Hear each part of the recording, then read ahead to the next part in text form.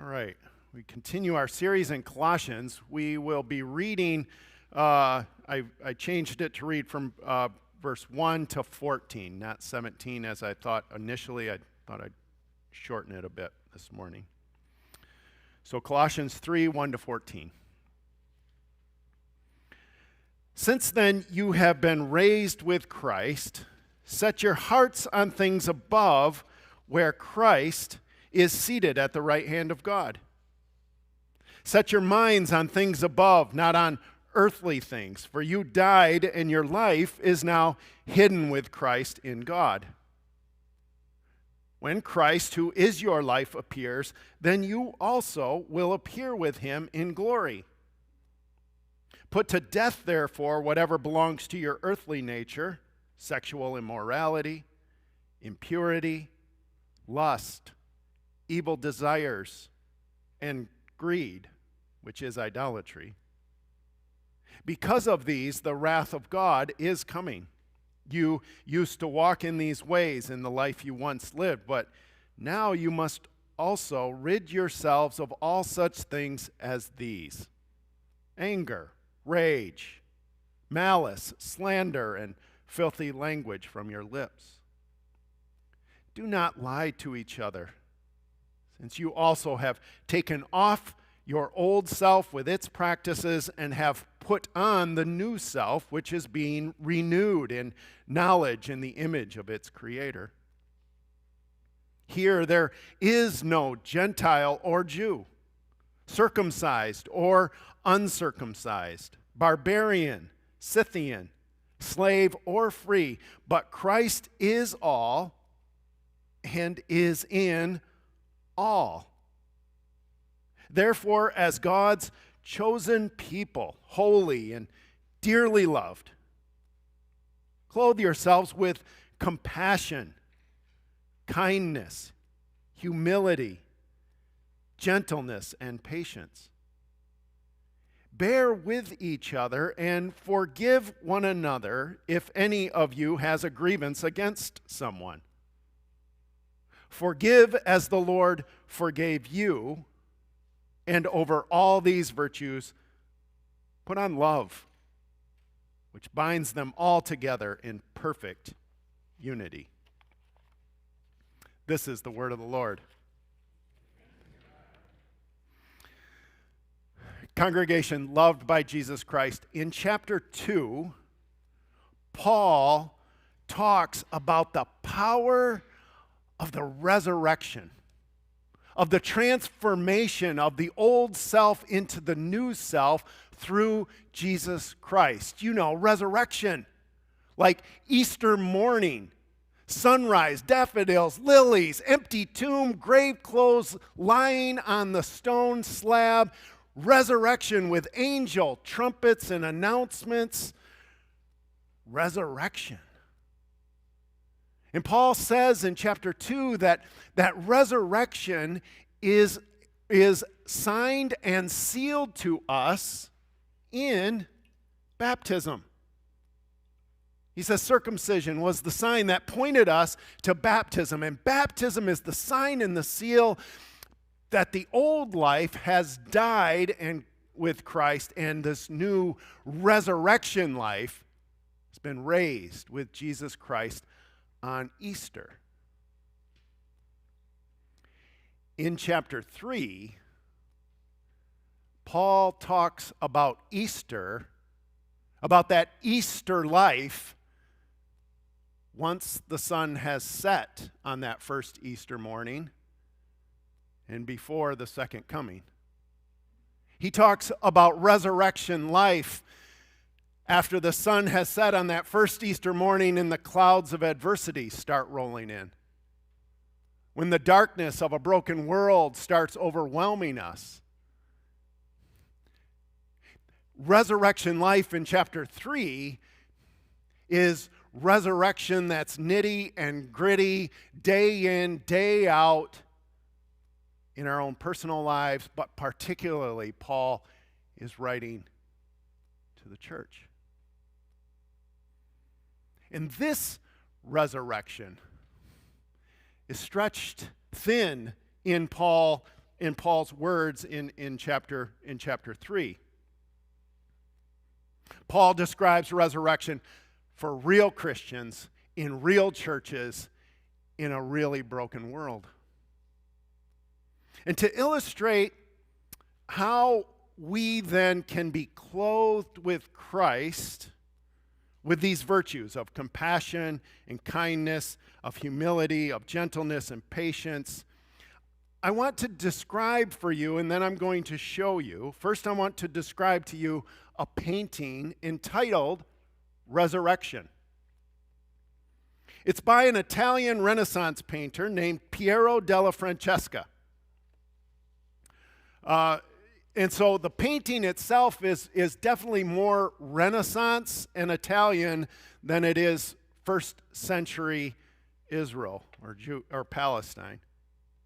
You'll see in a moment that in the foreground, the soldiers have fallen asleep like dead men. Remember, the scriptures tell us. And they're propped up against the tomb. Now, the tomb in this painting is not a cave, as we read about, with a stone that gets rolled away. Instead, the tomb is like a stone sarcophagus. It's a rectangle. And Jesus is stepping out of the tomb, his left foot on the edge of the sarcophagus.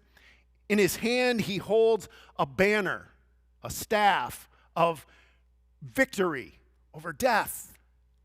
Around his head, the halo is a halo replacing the crown of thorns.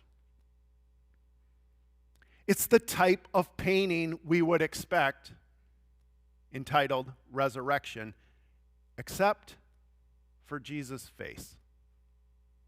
I want you to, if you can, look at Jesus' face the best you can and let me describe it to you. His face is not full of life and joy. This is Jesus who appears to have just awakened from the nightmare of hell. The eyes of his vacant expression just remain unfocused, as if he can still see the horror of death, and death clings to him. You probably can't see it. His hands and his feet still are marked by the nails, and his side is still trickling with blood. One commentator on this painting said, "It's as if death still clings to him, resisting the resurrection that has already begun but is not yet complete." This is what resurrection looks like when it holds on to, this is what death looks like trying to hold him back. But one thing you can see, and you will notice, is this. The grave clothes still cling to Jesus, entangling him, as it were, trying to prevent him from stepping out of the tomb, trying to pull him back into its icy grip. Death entangles resurrection life.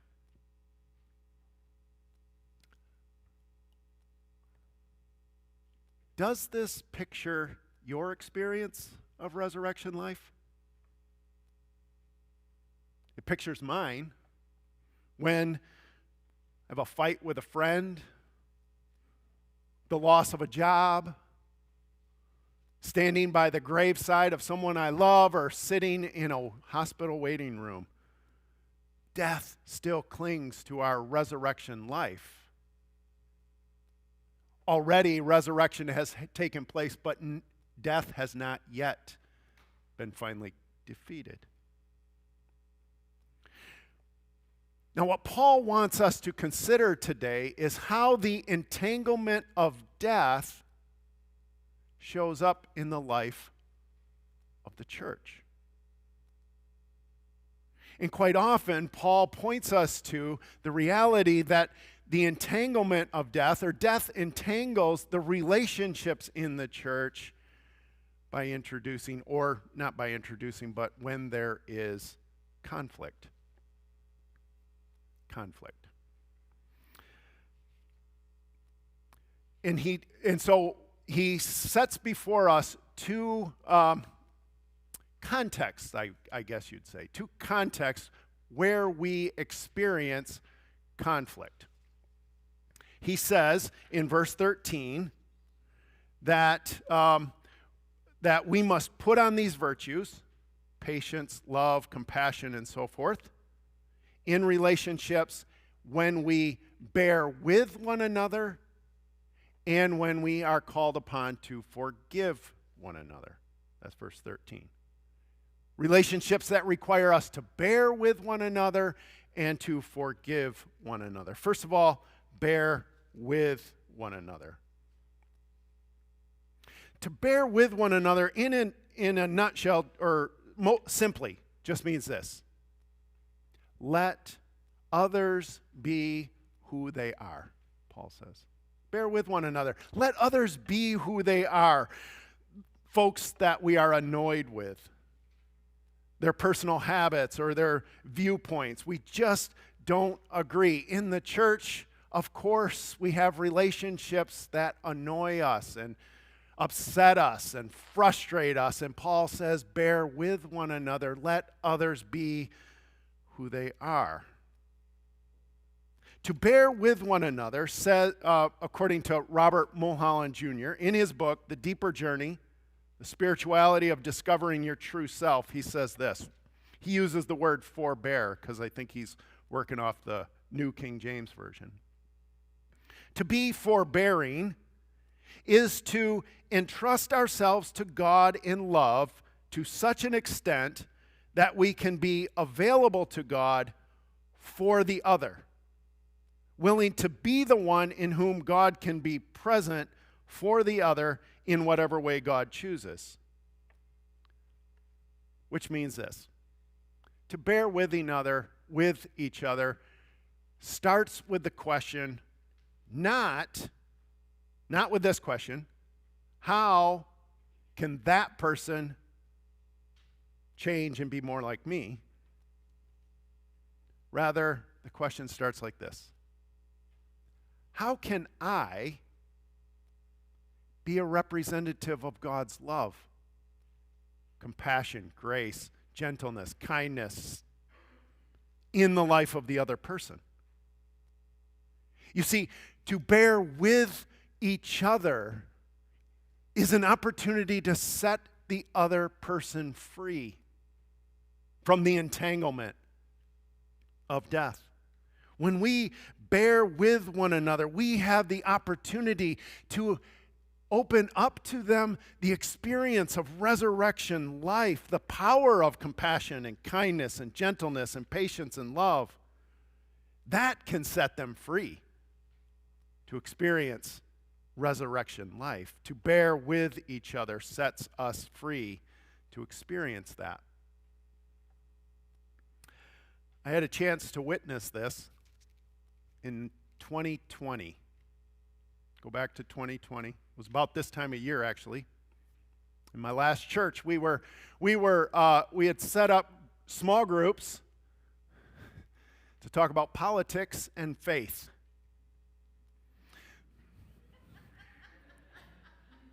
Right? COVID, we weren't getting together. We tried to do this on Zoom. We were using a curriculum by an organization called Colossians Way, and we had 10 weeks together leading right up to the election. It was week 7. And we had been together now for a while, and people had been talking about faith and politics, and so far it had gone all right. And then participant 1, I'll just call him participant 1. He couldn't take it anymore. He used a question. He just used his question to get on his soapbox. And his soapbox was about the character or the lack of character as he saw it in Donald Trump, and then he applied that to Donald Trump's supporters. And there were some in the group. They didn't take kindly to it, right? And they pushed back, and then they were back and forth, and it was spiraling out of control. In fact, people spiraled right out of their Zoom screens. Talk about helpless as a facilitator. It's like, it's not even like they're on mute. They're just gone. A lot of work the next day. We made some phone calls, my co-facilitator and I, and we talked to particularly participant one, like, what were you doing? That wasn't the question. And he said, I'll call participant two, which he did. Next week, we came back together. And we set aside the curriculum. And participant one spoke to the whole group and said, and in his words of compassion, of seeking sort of the forgiveness of the group, and as participant two received that compassion and gentleness and grace, there was something like resurrection life. As people started to talk about what it is about character and how does that matter and where do we get our sources, it was a beautiful thing. In fact, at the end, we still were at a point where we weren't coming in person, or there were just small groups. And participant one and participant two pledged that the next time they were both in the narthex, they'd give each other a Christ-like hug.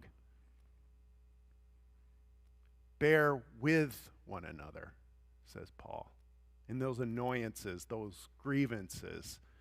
Entrust ourselves to the grace and the compassion of Jesus Christ.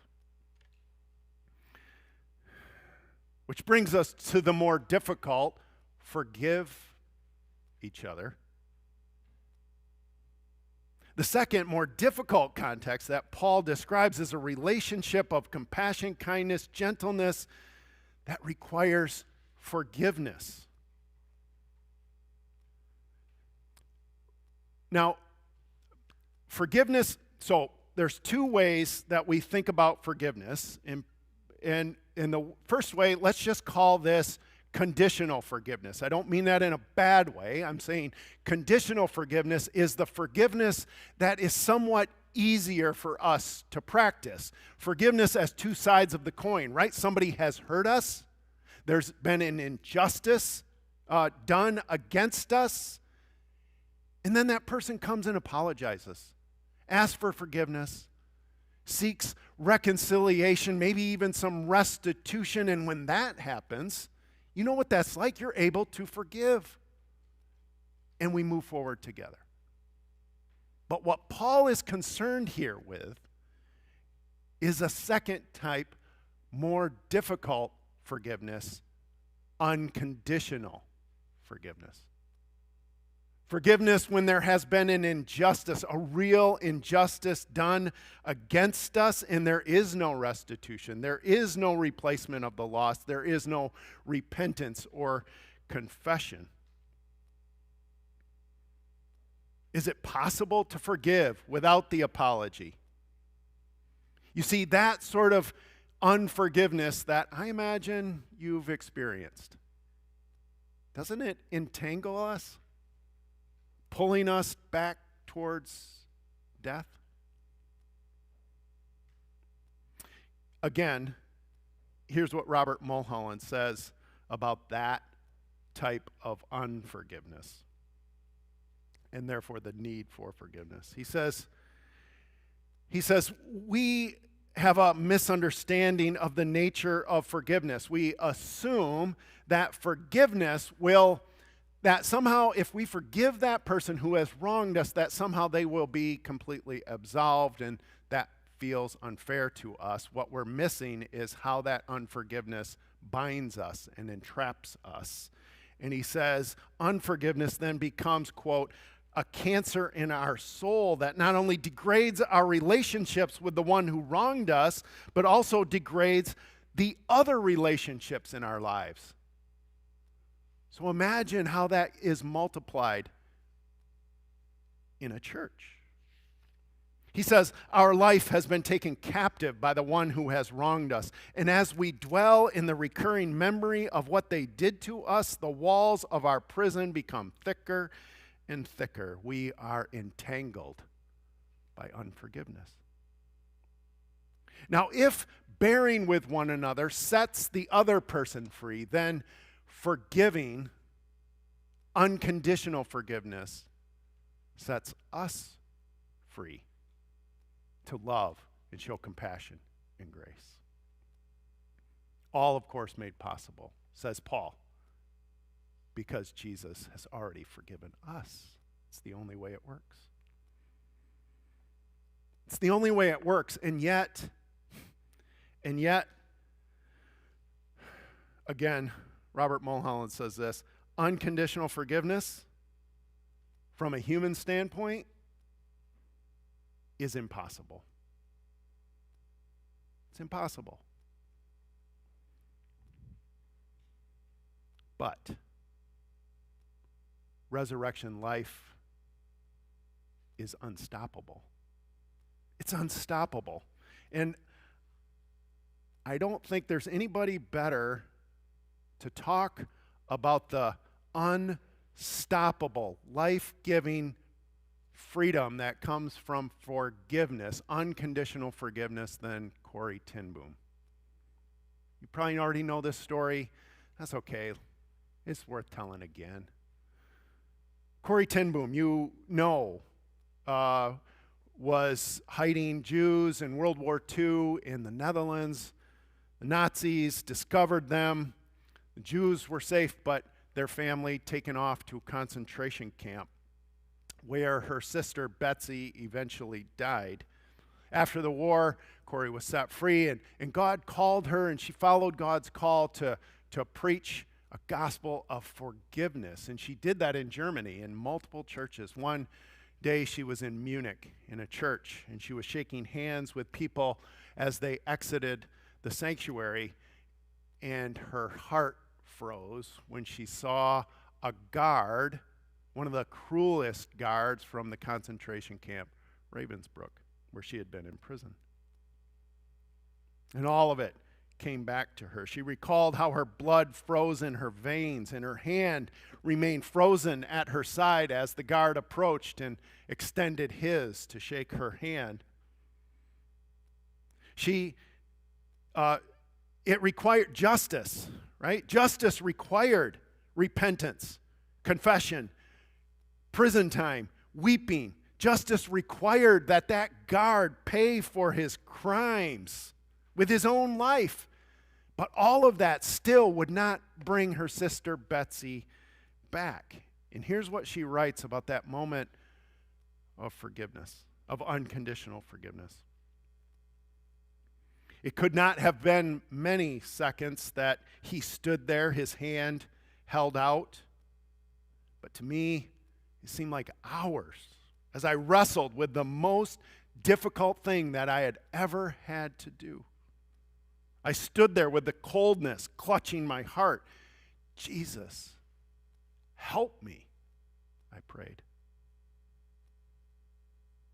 And then she continued her prayer. I can lift my hand. I can do that much. Jesus, you supply the feeling. And she thrust out her frozen hand toward her tormentor, and that's when something happened inside of her. She said this incredible thing took place. This is her quote now.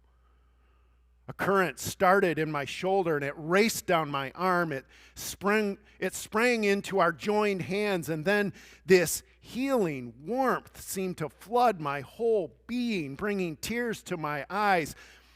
I forgive you, brother, I cried, with all my heart. With hands grasped, then that murderer and the prisoner staring at one another, Corrie concludes saying this: I had never, ever known God's love so intensely as I did then.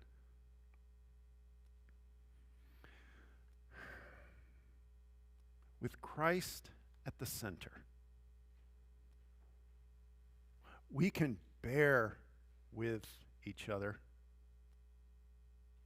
With Christ at the center, unconditional forgiveness of one another serves to strengthen and sets us free from the death that entangles us each and every day.